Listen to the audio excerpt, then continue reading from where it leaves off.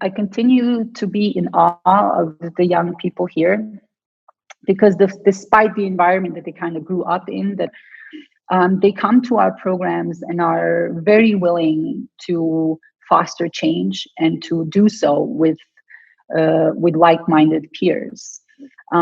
So to me, there is a very, very huge potential in young people in Bosnia and Herzegovina, despite the very obvious narrative that has been kind of flourishing, that they are lethargic or that they are incompetent or unwilling to create change or even unable to do so. In our programs, we really meet young people who come from remote, isolated communities, which come from divided, segregated environments. And despite those circumstances, they are more than willing and able to foster the changes that are necessary in achieving a democracy. Because the Bosnian democracy, as it is now, we all know, is very fragile, and it has been up to the civil society for decades to forge any kind of lasting change. And I think that given the immense work put into this by the civil society and the young people who are very actively engaged in fostering change, we must offer them a space to do so, and to do so under the most optimal circumstances. If there were no people fighting for better Bosnia, I think the situation would have been far worse than it is. There are a number of really optimistic, full of energy, hope, activists, really change makers doing something in different fields of society, starting from youth, women, marginalized groups, poverty, social issues, environmental issues. There are so many issues that we have to deal with and improve here in Bosnia. And I personally, I really admire what these environmental activists have been doing for the past 10 years. Over 10 years, there are people who are defending these rivers and who are not giving up. And it's really a marvelous inspiration. And I feel really proud and to be part of them, privileged to fight this battle together with them. But there are other as well people, activists running smaller foundations, smaller organizations, organizing children and young people. Because I really think that whatever we do, even if we are solving environmental issues, we have to work with young people. We have to have them on our side. We have to spark their interest. So there are organizations who are, I would say, building those better generations to come who will take over this world, this part of the planet. At the same time, I also admire organizations and group of people. Sometimes they are not organized. They are non-formal group of people supporting the ones in need, like socially disadvantaged people, like elderly or children in the street, or very poor families who are collecting donations and distributing them in a way that they provide the existential means for those families. In Bosnia and Herzegovina exists pretty number of people that actually care about development of democracy in our country. They still, those people who remain in this country. There are a lot of them who have the local initiatives. They have individual initiatives. They've been active in different kind of humanitarian works, but also a lot of them. They are in small communities, but even in the bigger communities, you don't know for them. And why is that? Because the main, all TV stations in Bosnia and Herzegovina is not talking about those people. Who is actually fulfilling the prime time of TV stations in Bosnia and Herzegovina? politicians and politicians who rarely did something positive in this country. When I say that politicians, it's mainly, I mean, three main political parties in Bosnia and Herzegovina have the greatest time spending on TVs in Bosnia and Herzegovina, and this is why is possibly looking from abroad that we don't have anyone to work on different things: environmental protection, river protection, forest protection, whatever it is. I think this perception is one of the, how to say, responsibility has to definitely goes to media, those who have TV, and also through all other international community that are not taking care, and even they don't Google it.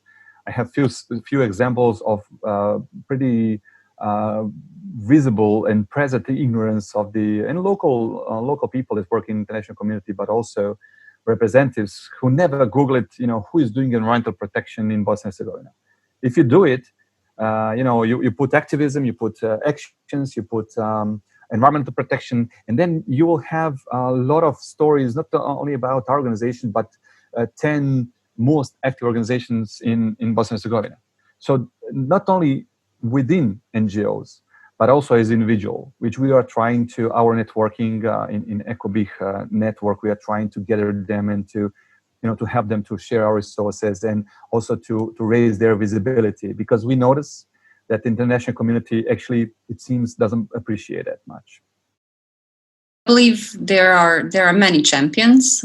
Some are visible, some are not. Some are present in the media, others not so much. But I know so many young and old people who are very keen on being professional and doing their job and using their knowledge and their energy to make this country a better place to live for everyone. I know so many young people who are LGBTIQ activists here in Bosnia and Herzegovina who are working. If they lived in another country, I think it would be much easier for them to raise their voice to know to whom they're speaking when they're requesting certain things. And now I'm speaking, of course, about the complex political system. And these people, I think, have used their voices and their activism to bring about certain change. But due to this kind of division of our political system, these successes somehow remain limited to a certain geographical area. And as I said, if they were living in other countries, I think by using the same amount and level of energy and activism, I think they could they would bring about change that would impact lives of so many more people than they can do now.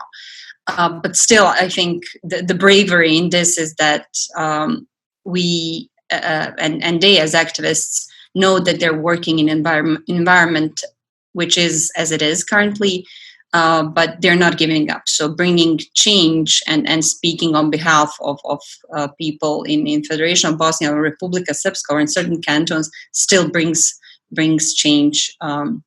Change to those people living there. So I think we're painfully aware of these limitations in a way, but I also think that a lot of activists have in the back of their heads and our heads an issue that this country and society could look a lot different. And I think in that term it would be inspirational to mention something that happened in Chile a few days ago as a result of a protest, which again is spurred by activists and people from the ground. They had a referendum where now the people in an overwhelming majority decided that they want to have a new constitution. So I think people who engage in activism and who are speaking about inequality, whether it's about inequality that affects one group or speaking in wider terms about different inequalities that affect all of our lives, can bring about constitutional change. So it's one inspirational thing one inspirational thing that we can actually keep in our minds as activists and as champions of change. So it's these voices and bodies in the streets and raising the voice and pointing to certain issue can lead to change that usually people kind of think about parliaments making and making these decisions. So I think it's really it's brave of so many of these people who are doing their job and who are not kind of losing the hope that we can still be a much better society and country than we are currently. I believe that there is a large group of people who do believe that Bosnia and Herzegovina could be a prosperous democratic country that will be a member of the EU, because the only way for Bosnia and Herzegovina to prosper is to join the EU or to continue with the reforms. So I do believe that the group is large, maybe larger than we normally would think. But we are scattered around. We are not unified in the same context as political parties, and we are very much intimidated and very often threatened by the dominant nationalist rhetorics and dominant nationalist politics. I believe that all of us who decided to adopt some of the global positive practices in NGO sector, in media sector, in business sector, and the others are basically members of that group who are actually believing that Bosnia and Herzegovina deserves a better future. That the problem is that our voice is often silenced by the other narratives that are more pronounced, I would say, that are more common and more aggressive. In a sense that we are trying to affect the process by doing, not by saying, which is not typical for the nationalist narratives, which is very loud but without delivering any results. But in a sense that we do believe that Bosnia is progressing. I can basically testify from the experience of Tim, because when we started doing what we are doing, corruption was not mentioned. Corruption was not even anticipated as a problem in Bosnia and Herzegovina. Today, 15 years down the road, corruption is very often mentioned as being the first or the most appealing problem in dealing with reforms in Bosnia and Herzegovina, not by the professionals who are working in the field, but by ordinary citizens who are actually perceiving corruption as a problem. I think that's a success, and I think those successes could only be enlarged, and we just have to recognize that we have a strength as a group. So the education of young politicians in Bosnia and Herzegovina as a unique approach in political education that in continuation lasts more than 30 years. We really know and find out that there are lots of people in Bosnia and Herzegovina, especially among young generation and the young population, that are ready for the progress and contribution in democratization and the progress of the society. So let's say and specify by categories, definitely among the young people and the activists within the non-governmental and civil society organizations, there are lots of people that really look forward and according to European perspective and dimensions. Actually, and also among young politicians, there are lots of people that are really dedicated for cooperation and communication at the Bosnia and Herzegovina level as well as at the regional level. So for the past 9 years, I had the opportunity to work with young leaders and women leaders in BIH. And from what I've seen is that there are absolutely progressive leaders in BIH, both young and women leaders who have tremendous knowledge and amazing skill sets to be important partners for everyone, you know, like in BIH and the region and the EU. And I think what is needed is to engage them in, discussions and treat them as equal partners. I sense that a lot of times when we talk about young leaders, we sort of think of them as someone who needs additional skills or needs additional knowledge. But my experience shows that in many cases, they have a much better skill set and better understanding and deeper knowledge. And then when it comes to language also, they're fluent in English or German than their counterparts, their senior counterparts, some of the elected officials that we as international organizations or institutions interact with, or some political party officials that we interact with. So instead of looking at young leaders as, the future of BIH, let's engage them now, because once we do realize that they are the true partners that we need to talk with, and it's not about their future, it's about the present, and them, engaging them in those meaningful discussions about where the country is heading. The mere fact that 82%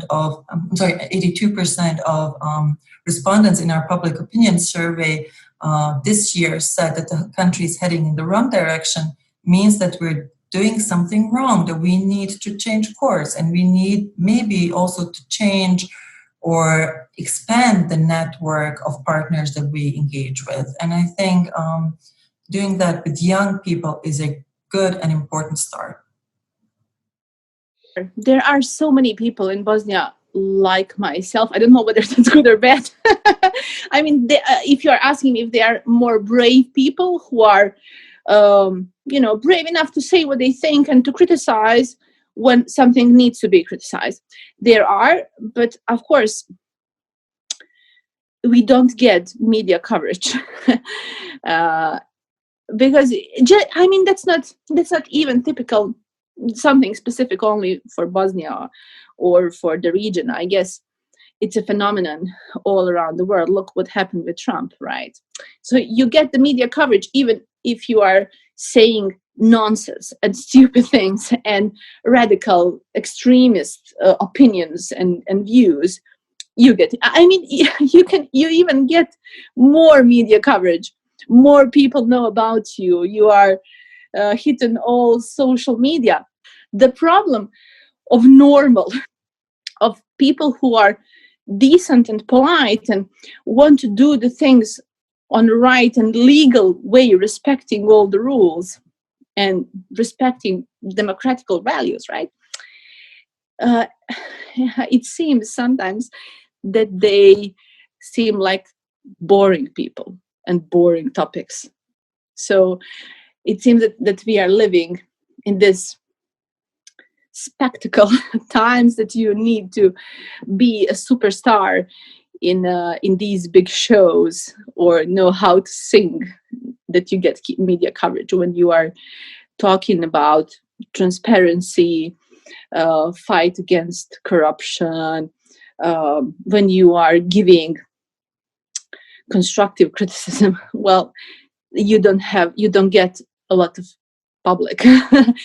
So that's the problem. It's not that there are not people, there are, but these are the issues. And then of course every day it's less of us, because people get tired in their life, because people lost hope.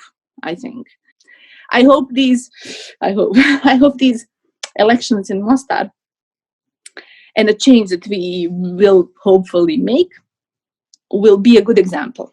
So let's see.